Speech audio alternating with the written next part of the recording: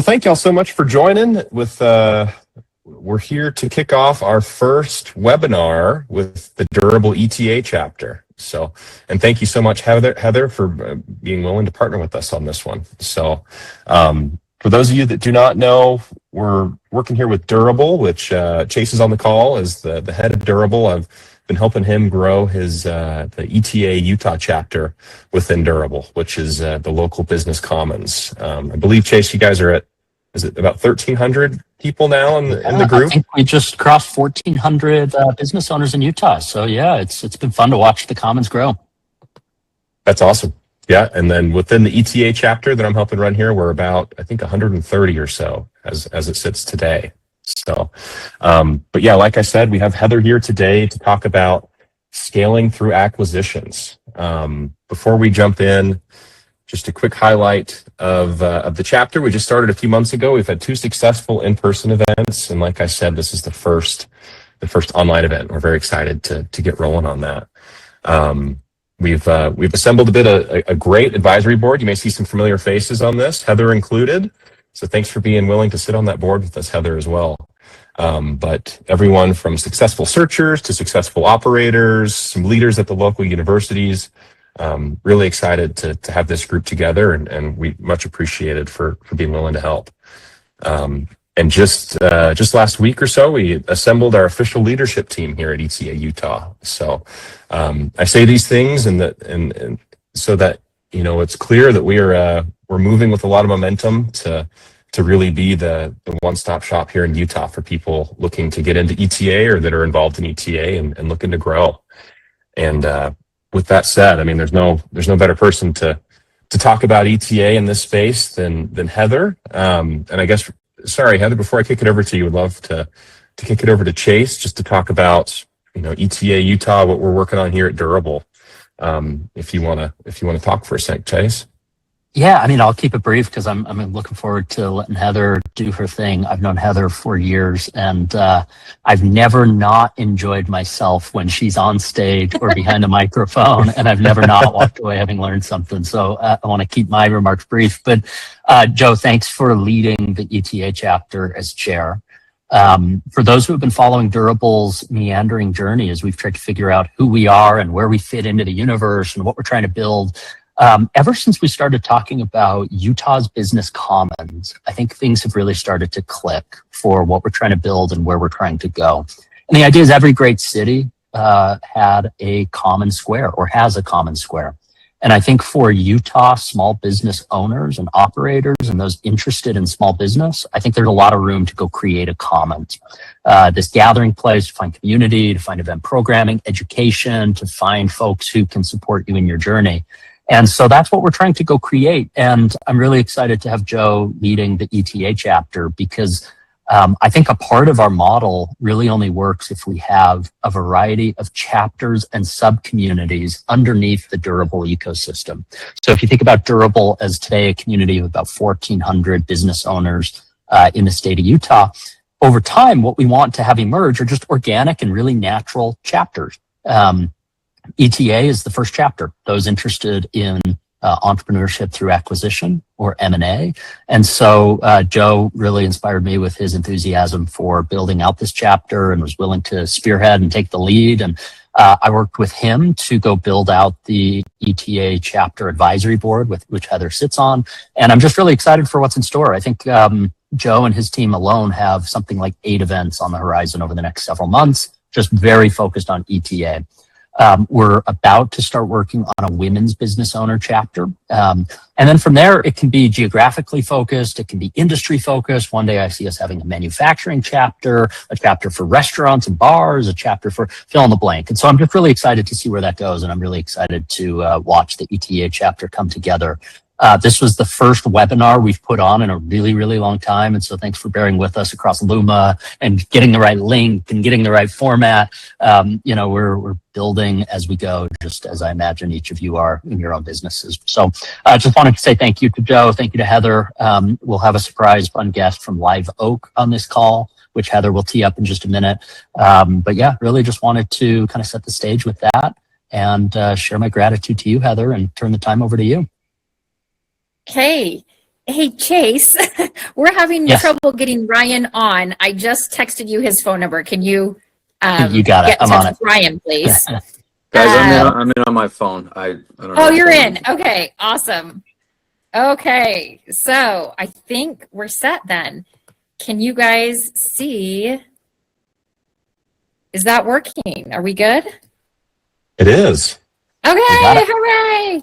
Okay, so we are, as I'm going, I got a lot of energy. And you're lucky you're on a webinar because if you're in the same room with me, it's exhausting. But if you have questions as we go, Joe is going to be my wrangler. So you're more than welcome just to type them in the chat, raise your hand, whatever, and Joe will be my wrangler.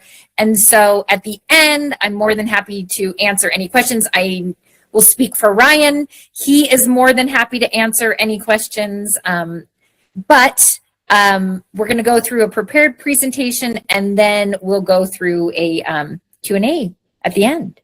Okay, so today we're going to talk about scaling through acquisition, and that is a way to fast track building a powerhouse business. And I am going to start with my story. So 2003, so most of you weren't even born in 2003, but in 2003, I grew up in a very entrepreneurial family. When school breaks came or there's summer vacation, I was working in the family business. And my dad was always super excited when school breaks came because he had a bunch of unpaid labor. So that's how I grew up. And my dad was completely industry agnostic. By day, he was in the medical field, but by night, he wanted to own family businesses so his kids learned how to work. So that is the way that I grew up. We had a commercial cleaning company. We had a handyman company. We had a grease trap like cleaning out company, had an art gallery, all sorts of small businesses. And he would either, he was like the OG of flipping businesses. This was in the 90s. And so he would buy small businesses, put them together and sell them, or add sales and marketing and sell them. So he was flipping things way before HGTV was doing all these house flips and business flips and that type of stuff. He was the OG at this. So that is how I grew up. By the time I was 18, me and my wise older brother, who was 19 at the time, we were running one of the family businesses, the commercial cleaning company. So I always kind of had this taste for entrepreneurship. Fast forward 4 years, which, you know, when you're 18, 19 years old, feels like a lifetime. But fast forward 2003, 2004, my younger brother comes home from his mission, from the mission for the Church of Jesus Christ of Latter-day Saints. And typical story, he comes home from his mission, gets engaged, buys a house, going to school, no job. And my dad's like, well, if you're going to get married, you're going to need a job. And he's like, oh my gosh, my schedule's so crazy. And so my dad said, well, why don't you pick out a business and I'll buy it and you can run it and that'll be your job. And my brother went out into the marketplace and said, Dad, I really, really want this inflatable company. And my dad's like, yeah, there's no way in hell I'm buying an inflatable company. Like, that's just not happening. He's like, please, Dad, I know I can do it. And I'm talking like giant gorillas, just like on the screen at car dealers. So that is what my brother wanted to buy. And he kept pressing my dad for it. He's like, it's the right price. I know I can do it. So my dad's like, sure, I'll buy it. You'll run it into the ground and that'll be a good lesson for both of us. So my brother, the consummate salesperson, took it from 100,000 to 1 million in the first year with him and a guy that didn't speak English. And how he did that is back in Salt Lake in 2003, 2004, there were only two main car dealership groups, Ken Garff and Larry H. Miller. And so he found out who was in charge of lot decorating those car lots. And he went and paid both people a visit and said, hey, you should get one of these inflatables. And so he set up a subscription service where every month, every dealership in the group would get a different inflatable. So he took it from 100,000 to 1 million in the first year. Pretty soon the dealers started saying, hey, can the gorilla hold a giant banner that says 0% financing? Or can the hot air balloon say Toyotathon? Or the wacky wavy dude, can it say service or parts? And so my brother says, yes, hands the dealers an invoice, no idea where to get a banner, no idea what to do, just knows that he has this invoice, his PO in his hand. So my older brother, who's quite the technophile, my younger brother went to my older brother and said, we need to figure out how to produce this banner. Older brother figured out, okay, we need to buy this printer, we need to do this, we need to buy this material. This is what's going on. So then we started printing banners. Pretty soon, the car dealers started asking for vehicle wraps, like on their service vehicles. Their counterparts in larger cities, New York, LA, Chicago, were getting a lot of business off of their vehicle wraps. Now, I want you to think about Salt Lake in 2004, 2005. We were not that far off from the horse and buggies. Like, this was a very unsophisticated market. And so we saw a hole in the market. There was no company that was really dominating the space in vehicle wraps. Number one, we had to educate the market. And then number two, we needed to capture the market. So we wrote up a business plan and we tried every bank in town. And every bank in town said, not going to happen. No way. You're 23 years old, 24 years old. My wise older brother was 24. I was 23. My younger brother was 21 at the time. And so we're like, oh gosh, what are we going to do? So we went to the bank of dad, and my dad lent us $50,000. Keep in mind that interest rates were 0.5% in like 2005, 2006, right before the Great Recession. He lent us the money at 8% interest. Would not let us pay it off early or refinance. And we said yes. We just signed on the dotted line because we were too young and dumb and stupid to know what we didn't know. So we borrowed the money from Bank of Dad and we started Queen of Wraps. Fast forward, we did a slow roll up. It took 18 years, but we eventually made it into 5 vertically integrated companies. And we sold, with Griffith Graphics being one of the companies, it's there on the slide. And we sold the entire thing in December of 2024 to a private equity group. Completely unsolicited offer, totally out of the blue. And most companies in our space get 3x. In the commercial printing space, 3x is what you can expect. We were able to get 6x because of the platform that we had created and the vertical integration. So we sold that, and then now I run buy, scale, sell. So that's what I'm doing right now. I'm helping others buy businesses, scale them, and sell them. So that's my story. My pro tip on this one is buy a cash flowing business and make it into what you want. Never in a million years did we think that giant inflatables would lead to being the largest vehicle wrap company west of the Mississippi, but somehow it ended up being that. But if you buy a cash flowing business, you're not starting from scratch. So that's the pro tip. Okay, so here's the problem. Organic growth is slow. Organic growth is really, really hard. It is an absolute grind. I'm sure that a lot of you business owners are in this right now, and I feel like it's Groundhog's Day, where you wake up, you're doing the exact same thing. You know it's going to compound. Anything above 0 is going to compound, but it's just such a slow growth. So it makes it really difficult and very, very draining on you as a business owner. Okay, so we're going to cover 3 things today. Number 1, why organic growth is a trap. Number 2, that acquisition is a shortcut. It's not a cheat code, it's a shortcut. And then number 3 is, I'm going to tee it up and give it to Ryan, but to use the SBA, so the Small Business Administration loans, as your growth engine. And he has some super exciting things to tell you about that. Okay, so the first one is the slow and steady myth. Have you ever felt yourself like in a treadmill of hiring people, hunting for business, and then just hoping that things are going to work out? The average small business owner spends 90% of the time in those 3 H's. The problem is your growth, it has a ceiling to it. You can only grow as far as your operations can take you.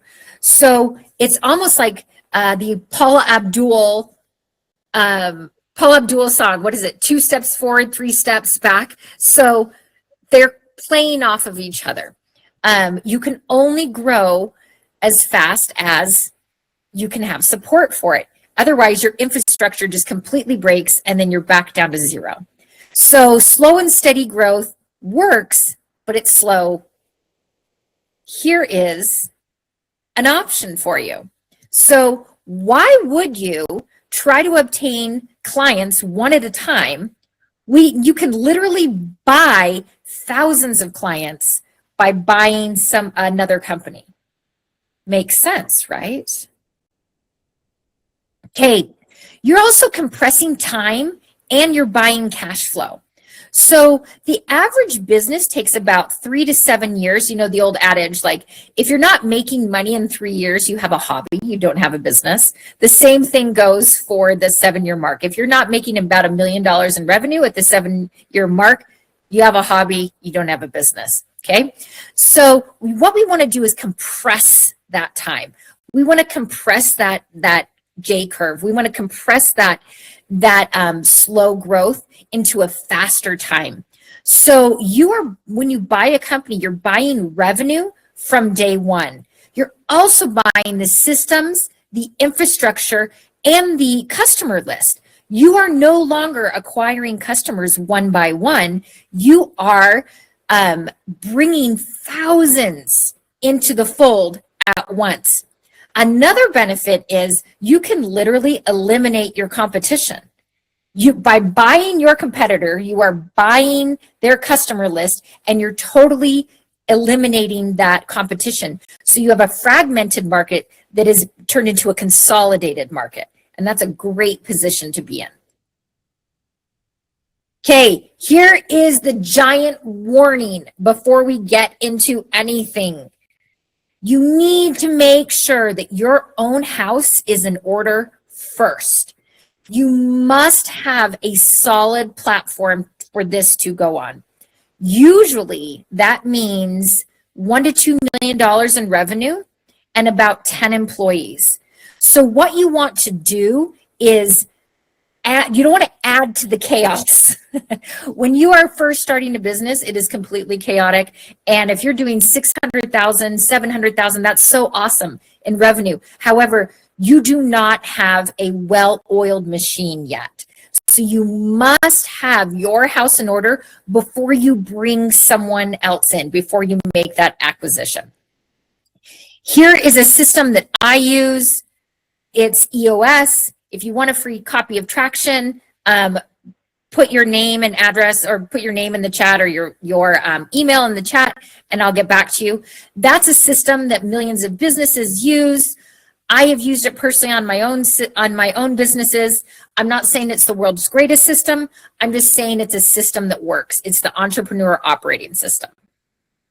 Okay, so now that you have your business ready to go, that's awesome, that's operating, and you're looking around and saying, how do I grow? Well, here's the great news. You don't have to have the cash. The government will back expansion through acquisition. And I am going to let Ryan from Live Oak take over right now. Ryan, can you put your mic on for us? I am. I'm here. Awesome. A lot of technical difficulties. I'm on my phone. I cannot get on my computer. So That's okay. I apologize. I'm a little out of sorts. Appreciate you having me on. I actually see a couple familiar faces on the list of attendees, so that's good to see. So yeah, what we're talking about is taking your existing business and rather growing organically, expanding through acquiring another business. There are ways to do that through government loan programs, the SBA loan program with as little as 0% down. So with no money out of your pocket, you can leverage the SBA loan to acquire a competitor or synergistic company that fits within what it is you're doing. And that's something that we specialize in and love to do all the time. Usually when we see change of ownership acquisitions, and I saw Diane with a comment there, sometimes we're financing people off the street to buy a business. There's a lot of transition risk and risk in that person not understanding the industry. We as lenders view it far less risky when somebody with an existing profitable business is going to acquire another business in their line of work, because it takes away a lot of that transition or industry risk. So that's why we're able to do that with as little as 0% down. There are some caveats to that we'll talk about maybe one-off or in a Q&A here, but that's what we do, and we love to do that all the time. So I'm happy to be here and help any way I can. Okay, thank you. So what I'm hearing from Ryan is it's a lower risk profile. So if someone off the street just wants to go and buy a business, that's a difficult position to be in. You've never been in that. You've never been in that role before. You've never owned a business, as opposed to a current business owner that is looking to expansion through acquisition or scaling through acquisition. It's a much lower risk profile. So utilizing the SBA is a really good option for you. And Ryan can give you all the information on that. Pro tip, I know that it's a government program and SBA is a government program. However, not all SBA lenders are the same. So do your homework on that. Zions Bank is going to be totally different than Live Oak Bank, which is going to be totally different than America First. So make sure to do your homework on that and get with a lender that sees your vision and is willing to put money behind that vision. So there's a little shout out there. Here's, oh wait, are we on? Okay, here we go. Okay. So this is how you scale a boring business into a platform or a kingdom, because I'm the queen of rats, so I put kingdom on there, without draining your personal reserves. So the ideal acquisition would pay for itself with the cash flow that we talked about. Especially if you use the SBA through expansion and you have 0% down, there would be zero cash out of your pocket and it would cash flow from day one. So that is how you can utilize that. Now, let's just say, hypothetically, that you, Ryan, maybe you can answer this question for us. If you do not buy a company that is the exact same, so say you're buying a bolt-on rather than an add-on, what is the typical down payment for an SBA for loan on that? Or excuse me, percentage, not down payment, not the dollar amount, but the percentage on an SBA loan. Yeah, like I said, there are some rules and regulations around the 0% down program. But the maximum, or if it's not viewed as an expansion of your existing business, as little as 10% down in that case. So there are two ways that we have to measure that, and it is simply by the NAICS code of your business. So the top left of your tax return, there's a business code there. It needs to be the exact same number as the target company that you are buying. You have to have the same NAICS code. And the ownership of any new co that you would form for the new entity, if you do form a new co, the ownership has to be exactly the same as your current business. So those are the two things that have to happen for it to be viewed as an expansion from the SBA, from the government. If it falls outside of that, you can still do the deal. Obviously, we just need maybe a 10% down payment. Okay, so not huge, 10% down. Seems like it makes sense, a lot of sense, right? Okay, yeah, so and actually, let me clarify that as well. The SBA doesn't require a 10% down payment. The SBA requires a 10% equity injection, and the equity injection could come from a couple of different places. And this is a case where we would allow for what we call a kind of a 5 and 5 structure, where if we need 10% equity, maybe as little 5% can come in cash from the borrower, and the other 5% could come in the form of a seller carryback note, so long as no payments are going to be made on that for the life of our SBA loan. So really, you can get in for as little as 5% out of your pocket. Which is a huge advantage, especially when you're scaling. Keep the cash. Keep the cash, yep. That's the key to scaling, is keeping the cash. Right. Awesome. Thank you, Ryan. Yep. Okay, so I know that we'll probably have a bunch of questions, and I want to recap what we covered today. The organic growth trap. Oh my goodness, it is so slow. I have done it both ways. I have grown organically and I have acquired. Acquiring is a lot easier. It's a shortcut. So remember, it compresses that time frame. And the SBA is a really good option as a growth engine for that. So now I am open to questions. Ryan is open to questions. I'm sure Joe and Chase are open to questions. How do I get back on my chat now? Or Joe, you just tell me the questions. Yeah, guys, please feel free to put some questions in the notes here. A question that I have that comes to mind as people are putting questions in. I love the strategy, obviously, of buying businesses versus buying leads that may convert into new business for your current one. As a searcher, I'm curious what your thoughts are around, once I purchase or once someone's in the owner seat, how can they kind of build the relationships with their quote unquote competitors to be the people that their competitors think of when it comes time to sell for them? Do you have any tips or thoughts on that? Yeah, gosh, I just wrote a book on this. I literally just turned it into the publisher yesterday. I just wrote a book called The Silver Tsunami, and it's about acquiring businesses from the baby boomers. But one of the things that I have found, so number one is need to know who you're acquiring from. So if it's someone who is in your same stage of life, that's what they're going through, growing pains, kids, whatever. The baby boomers are a little bit different. So most of them don't have a succession plan. So positioning yourself as carrying on their legacy is really big. They've just spent, 30, 40 years creating this business. So courting them that way as a legacy, like, hey, I'm going to carry this on. I'm in my 20s. I'm in my 30s. I'm going to make this go another 40 years. That's really important to them. If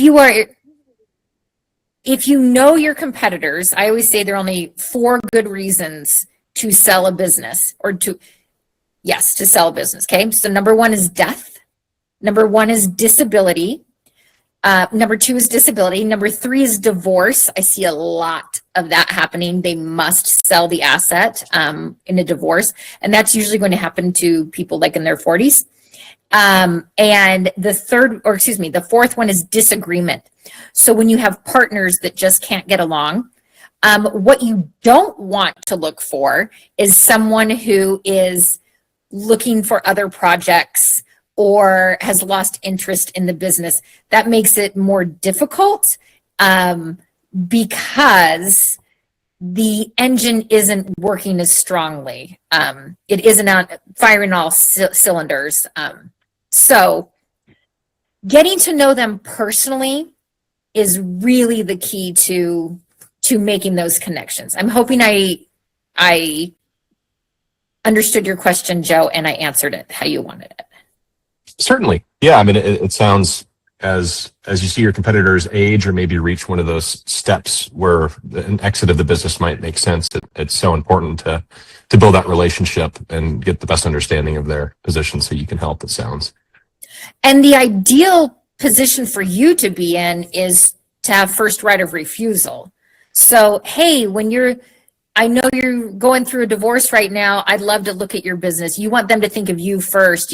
So that would be the ideal before it hits the open market. Yeah. That makes sense. And I promise I didn't know that Heather was writing a book on that, but I'm glad I teed you up for, for the perfect question. Right. Well, thanks, Heather. We have a question from Adam Ferrero. Hey, this Adam. may be for this may be for Ryan or for both of y'all, but he asked, can you expand a little bit on some of the financing options? I've heard of things like seller financing and leverage buyouts, but I don't know a lot about them. Yeah, sure. Simply put, I mean, seller financing is exactly what it is. That's where you use the seller as the bank as opposed to a bank. A lot of the times sellers don't keep their books in good enough order for a bank to provide financing.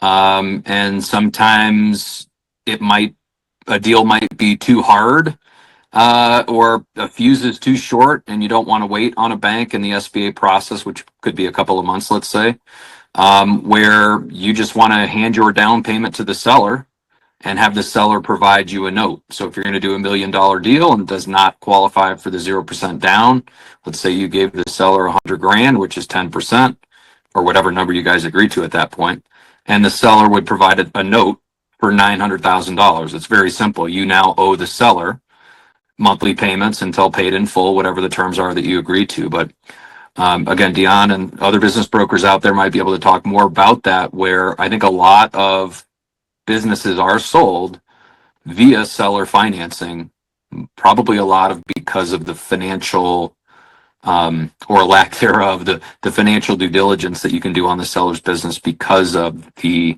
lack of reliability that a bank would put on seller financials sometimes. Again, we're doing government loans, so it's very important that people are paying the government in way of taxes. And so we're analyzing tax returns and those kinds of things on the seller side. And sometimes that just doesn't work out for a bank. And you need to find debt somewhere else, and that could be the seller. Leveraged buyout, that sounds like a pretty sophisticated term that I don't know anything about. Leverage obviously means debt. A debt buyout, to me, I'm not sure what that would be other than getting debt to buy a company. So I can't help with that one other than to say that that's what we do, and happy to help anyway. So a leveraged buyout is when, so let's say I have one of these going on right now. Okay, so when the company hits X milestones, so say it makes 64 million in EBITDA, then you start paying it back. So it's like almost like a deferred loan. So the company has to hit certain milestones in order for the seller to get their money back. That does two things. Number one is it keeps the seller's skin in the game. This is especially common when the seller is very involved, a lot of relationships, that type of thing. And as soon as the seller leaves, you're afraid those relationships, the suppliers, the customers, whatever, are going to leave with that seller. And so that is a way. So you say, usually your selling price is higher. So let's say the company is on sale for $1 million. And you say, okay, I will give you 1.3. However, I will give that to you in 24 months when and if we keep all of these customers, we keep all of these suppliers, that type of thing. So it's more of a deferred payment on that.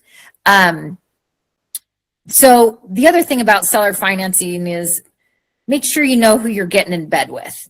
So both sides. So SBA, make sure you know who you're getting in bed with, and seller financing, make sure you know who you're getting in bed with, because the government's going to want its money back. Like, that's just a fact. And the seller may or may not be a person that you want to do business with. So either way you go with financing, make sure you understand what they're about, if your values align, if you're all on the same page. That's a huge red flag if you're not. Adam, did that answer your question?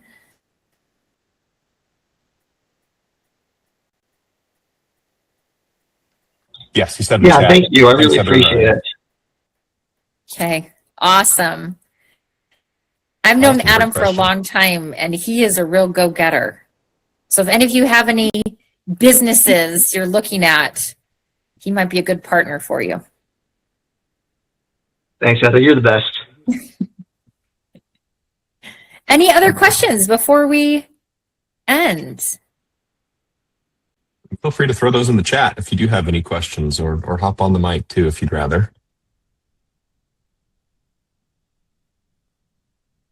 Okay, well, Joe, I'm going to throw it back to you. Tell us about the exciting things that are coming up. All right. Well, thanks so much for taking the time to talk through that with us, Heather, and Ryan as well. Sorry for the technical difficulties on the first there, but yeah, super interesting stuff. I'm excited to hear more about your book as well. That will certainly resonate with me. But let me go ahead and share my screen here just for a few wrap ups and talking about what we have next coming up here with the Durable ETA group. Just one sec. I cannot believe that the business was the wacky flailing inflatable arm people, Heather. That's just what a fun thing to be right? in. Isn't that crazy? It really is. Well, here are the next few events that we have within the Durable ETA community.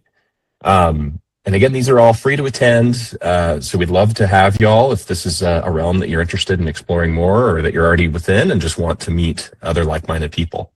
Up next, we have an ETA Utah chapter lunch in Salt Lake, and that'll be with Patrick at Amplio. Following that, we'll have a chapter panel, When the Deal Gets Real, on May 7th. And that will be with a couple of our advisors on our board, just talking about what is the actual reality. What's the first couple days like in the owner seat when you buy this business that you don't really know a ton about. You think you may, but things always change as soon as you get in the seat. So we're going to talk about the reality of that. And then June 18th, we'll just have a chapter meetup and happy hour. So on the right side here, you'll see that we have a QR code for our Slack community. And we'd certainly love to have y'all join in on that, just to keep the conversation flowing between these events.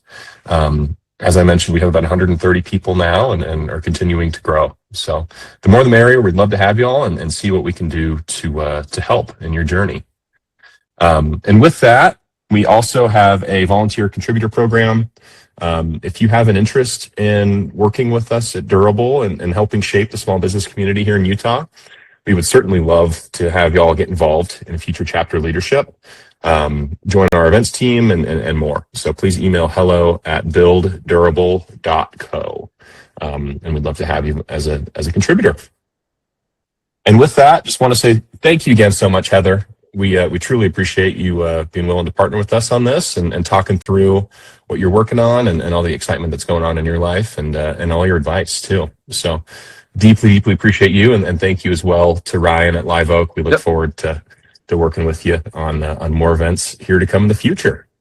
And with that, anything else come to mind on your end, Chase, before we wrap up? No, Joe, just echoing. Thank you, Ryan. Good to see you as always. And Heather, same to you. Looking forward to the event programming that you're getting in motion, Joe. It'll be fun to just get this flywheel moving. It's fun to see community get built. So thanks everyone for joining. And I'm looking forward to the next one.